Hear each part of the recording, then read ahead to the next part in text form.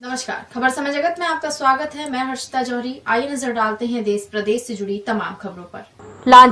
लांजी तहसील के नक्सल प्रभावित क्षेत्र के नेवरबाही और रायली कोड़ाप्पा के बीच एक व्यक्ति का शव पड़ा मिला, जिसकी गोली मारकर हत्या की गई है। जानकारी के अनुसार युवक पुजारी टोला का निवासी है, जिसकी नक्सलियों के द्वारा पुलिस के मुखबिर करने के संदेह में गोली मारकर हत्या कर दी गई। हालांकि इस मामले में पुलिस अभी तक कुछ कहने से बच रही है और मामले में जांच पड़ताल की जाने की बात कह रही है।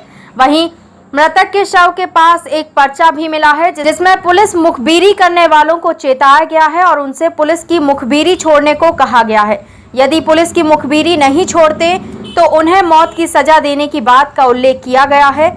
नक्सलियों ने सोनू नामक एक युवक की गोली मारकर हत्या कर दी, जिसका शव नेवरबाही और रॉयली कोड़ाप्पा के बीच सड़क पर पड़ा हुआ मिला।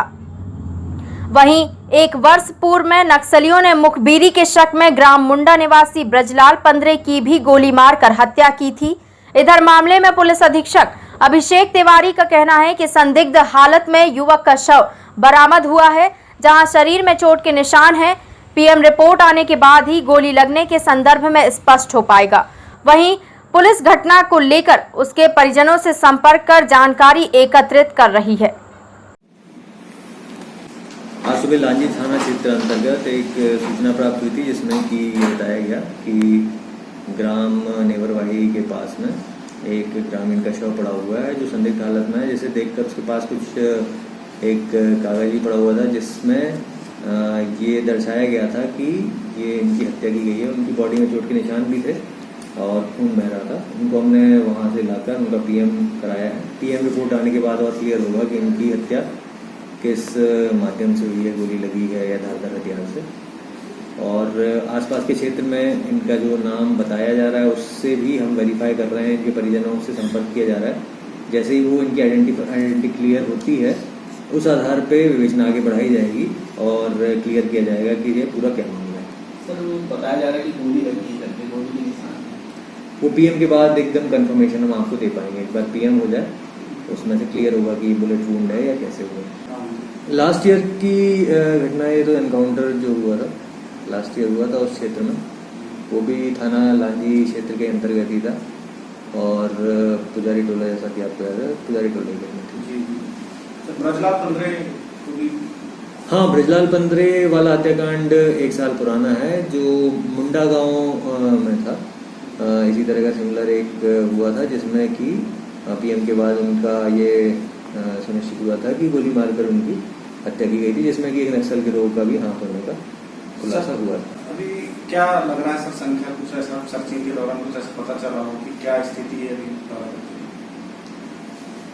अभी जो वर्तमान में जो बालाघाट क्षेत्र में हमारे 3 दलम की जो मुख्यतः सूचना प्राप्त होती रहती है, बलचखंड दलम, टाटा दलम, दटेकसा दलम, इनमें लगभग 15 से 20 सदस्य जो परमानेंट है साथ में, उनकी पुख्ता सूचना हम लोग प्राप्त होती है और उसके हिसाब से ही कि वो अपने इस मंसूबों में कामयाब ना हो, आसपास सर्चिंग की कार्रवाई, एरिया डोमिनेशन की कार्रवाई पुलिस फोर्स के द्वारा और जिला पुलिस बल, हॉक फोर्स, साथ ही साथ छत्तीसगढ़ और महाराष्ट्र पुलिस बल के साथ ज्वाइंट ऑपरेशन भी चलाए जाते हैं।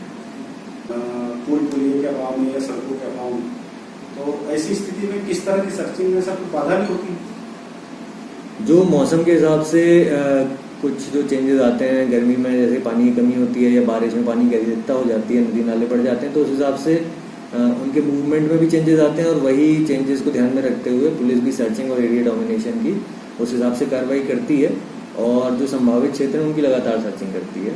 उसमें लगातार पुलिस बल अपने जंगल सर्चिंग में, डोमिनेशन में बना रहता है।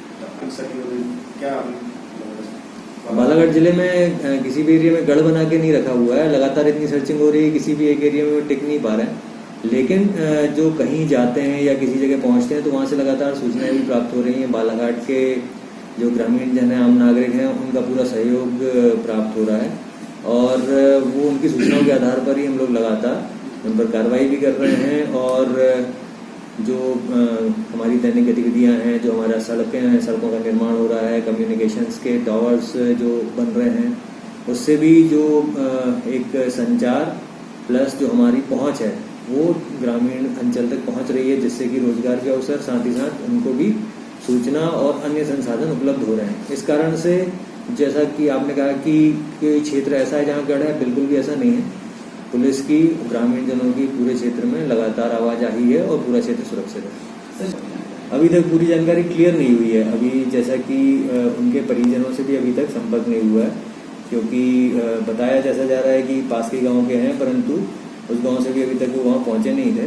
तो हम लोगों ने अभी अलग से उसमें कार्रवाई कर रहे हैं। एक बार उनके परिजनों से संपर्क हो जाएगा तो वो बता पाएंगे कि ये आखिरी बार कब, किसके साथ, कहाँ निकले थे, किन परिस्थितियों में ये गए थे, और पूरी विवेचना की जाएगी। उस विवेचना के आधार पर ही हम लोग आगे बढ़ेंगे। सर, युवक की बॉडी के पास एक पर्चा भी मिला जिसमें चेतावनी दी गई है कि मुखबिरी छोड़ दो, आम जनता में शामिल हो। सर, क्या है ये? जो जैसा मैंने कहा कि लगातार बालाघाट जिले में पिछले कई सालों से जो आम जन है, ग्रामीण जन है, वो लगातार नक्सल विचारधारा से दूर होते जा रहे हैं और शासन प्रशासन का, पुलिस का विकास के कार्यों में सहयोग भी कर रहे हैं।